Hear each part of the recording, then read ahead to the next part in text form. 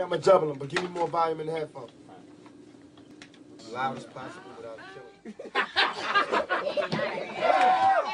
got you now. I got you now. I got you now. I got you. Hold on now. I got you. Play the beat. Okay, let's get serious. First of all, it's not a joke. It's very serious. Christmas album, Merry Christmas, Feliz Navidad. We just want to send this out to my man right now. Tell me, how do you pronounce your name? Tupac. Tupac. Remember, like two, and Pac like pocket. You won't go wrong. Just Tupac. Good. Looking good.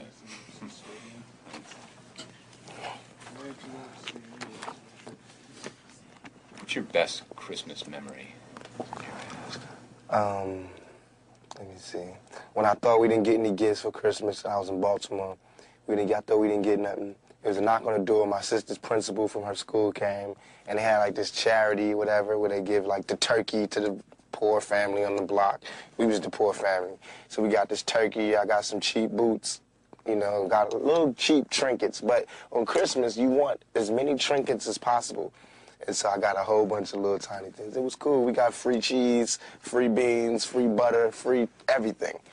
All that little government surplus stuff. But on Christmas, you need it. I mean, as opposed to us having an empty refrigerator, empty nothing. So I just remember when it first came, you know, and it's always like a Christmas carol playing around Christmas time on somebody's TV.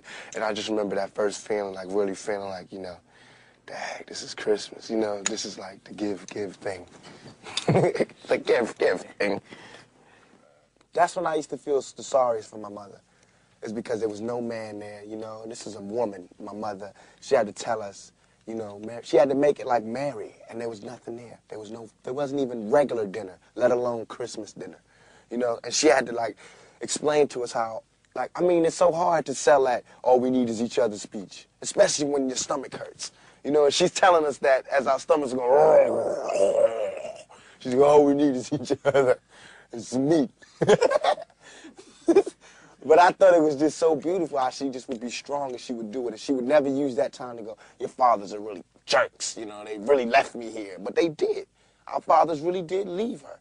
And I mean, our fathers, like my father, my sister's father, different fathers, but they really did leave us. And, you know, they didn't call on Christmas to help my mother explain why the hell we ain't get no gifts. They was just like, you know, with they woman, wherever they was, being big shotty, being Santa Claus to somebody else's kids. And so, I mean, no love taken from my father, God rest his soul, but, I mean, I got it. He better not expect nothing big on Christmas. Tell me about some of the special things that someone growing up in the inner city in your situation deals with. Okay. Man, it's like, that's deep. It's like, when you're born, usually you're born into a dynasty or an empire, right? You're born like as a junior or, you know, following in your father's footsteps. You always tell, oh, your father, he did this, or oh, your father, oh, your grandfather, he did this, or we got this, or the family heirlooms. There's none of that in the outer city. I call it the outer city because we left out. There's nothing. We don't get any family heirlooms, the family crest, all that stuff that you would think is so important was meaningless. Because I mean, come on. Our family crest was cotton. You know what I'm saying? It's like, man, it's like the only thing we can really leave behind is culture, is music, you know, and dignity and determination. That's what we had. So it's like, I feel as though I'm cheated because instead of me fulfilling my prophecy, I have to start one. Instead of me, you know, doing a good job and carrying on the empire, I have to build one. And that's a hell of a job for a 21-year-old. You know what I'm saying? That's a hell of a job for any youngster, male or female, to have to build an empire for your family. You know what I'm saying? And it's like, especially when the odds is that, you know that somebody else who lives in the inner city, the real inner city, suburbia, who, when he's born, I mean, 16, he gets a car, automatic. You know, there's money in the bank for college. You know, it's Christmas, go to vacation somewhere. Our vacations was down the street, cross town, grandma's house. You know what I'm saying? That was the vacation. Or, you know, or jail. to be even more real. And I hate to make this like sad story, but it's real. Because this world is such a, and when I say this world, I mean it. I don't mean in an ideal sense. I mean in every day, every little thing you do. It's such a, gimme, gimme, gimme.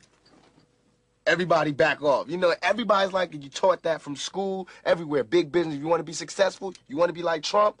Gimme, gimme, gimme. Push, push, push, push. Step, step, step. Crush, crush, crush.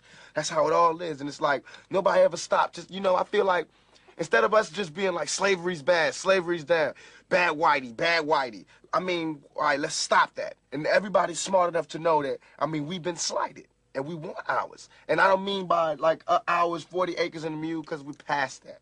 But we need help. I mean, for us to be on our own 2 feet, us meaning youth or us meaning black people, whatever you want to take it for us to be on our own 2 feet, we do need help. Because we have been here. We have been a good friend. If you want to make it a relationship type thing, we have been there, and now we deserve our payback. It's like you got a friend that you don't never look out for. You know, you dressed up in jewels. Now America's got jewels, and they paid and everything, and they lending money to everybody except us. And it's like, you know, everybody need a little help on their way to being, you know, self-reliant. I mean, if this is truly a melting pot in the country where we care about it, and Lady Liberty got a hand like this, she really loves us, then we really need to be like that. And it needs to be the black kids. And if there's a white person who got money, then he need to help them. He need to help black kids, Mexican kids, Korean kids, whatever. But it need to be real. And it need to be before we all die, and then you say, oh, I made a mistake. We should have gave them some money. We really should have helped these folks. It's going to be too late. You know what I'm saying? And then that's when you got to pay your own karma. And that's when God make you punish, when God punishes you. Because I feel like, you know, it's too much money here. I mean, nobody should be hitting lotto for $36 million and we got people starving in the streets. That is not idealistic. That's just real. That is just stupid. There's no way Michael Jackson should have, or whoever Jackson, should have $1 million, $1 billion, and then there's people starving. There's no way. There's no way that these people should own planes and their people don't have houses, apartments, shacks, drawers, pants. I know you're rich. I know you got $40 billion, but can you just keep it to one house? You only need one house. And if you only got 2 kids, can you just keep it to 2 rooms? I mean, why have 52 rooms and you know there's somebody with no room? It just don't make sense to me. It don't. And then these people celebrate Christmas. They got big trees, huge trees, all the little trimmings. Everybody got gifts, and then somebody's starving. And they're having a white Christmas. They're having a great Christmas, eggnog and the whole 9. That's not fair to me. I think that when there's hopelessness, people revolt. Because it's like there's nothing else. Like, you know, it's like we're going, is America going to help us ever? You know, because, I mean, we know for a long time they haven't. Are they ever? And it's like all these things are showing us no. And you know there's somebody going, no, they're not going to help you. No, they're not going to help you. And then, of course, we seeing, no, they're not helping us. All BS aside, it all comes down to we got to survive.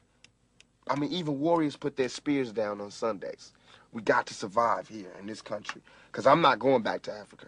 We got to survive here. And for us to survive here, white folks, black folks, Korean folks, Mexican folks, Puerto Ricans, we got to understand each other. We got to take a bigger chance. And when I say Americans, people think I'm talking about Uncle Sam. I mean, like, actually Uncle Sam with the gray hair and the flag. I mean you, the guy, you know, you, the mechanic, wherever, you. I mean, you need to do something. You need to check yourself and see how racist you are. You know what I'm saying? It's real.